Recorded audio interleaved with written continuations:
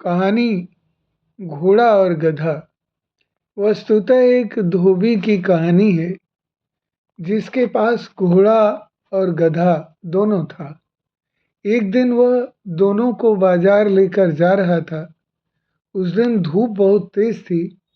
धोबी ने गधे की पीठ पर कपड़ों के बड़े बड़े गट्ठर लाद रखे थे, जबकि घोड़े की पीठ पर कुछ नहीं था। गधा बोझ के भार से इतना दुखी था कि उससे चला भी नहीं जा रहा था। गधा घोड़े से बोला, मित्र, मैं बोझ से मरा जा रहा हूँ, थोड़ा बोझ तुम भी अपनी पीठ पर लाद लो। घोड़ा बोला, अरे वाह, मैं भला क्यों तुम्हारा बोझ लादूं? यह बोझ तुम्हारा है और तुम्हें ही इसे लादना पड़ेगा। हम तो शाही सवारी हैं, यह काम हमारा नहीं है। घोड़े की बात सुनकर बेचारा गधा चुप हो गया, लेकिन थोड़ी देर बाद बोझ की अधिकता के कारण गधे के पैर लड़खड़ाने लगे और वह बीच रास्ते में गिर पड़ा। प्यासा होने के कारण उसकी आंखें बाहर निकल आई। धोबी ने जब गधे की यह दुर्दशा देखी तो उसे अपनी भूल का एहसास हुआ और उसने गधे को पानी पिलाया और उसकी पीठ का सारा बोझ घोड़े की पीठ पर लाद दिया। बोझ बहुत अधिक था। बोझ के कारण घोड़े के पैर भी लड़खड़ाने लगे।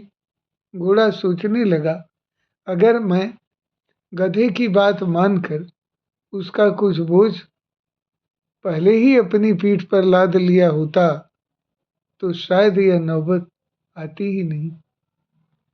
अब तो मुझे ही सारा बोझ लाद कर बाजार तक जाना होगा।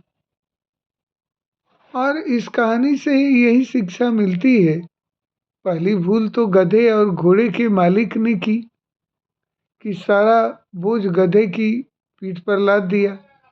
दूसरी भूल घोड़े ने की, घोड़े ने गधे के कहने पर भी बांटने से इनकार कर दिया।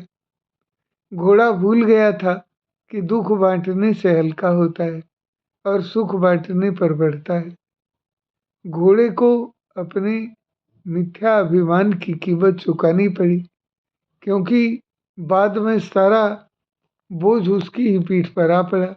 इसीलिए कहा गया है कि जब भी निर्बल को मदद की आवश्यकता हो तो एक सबल को हमेशा निर्बल की मदद अवश्य करनी चाहिए।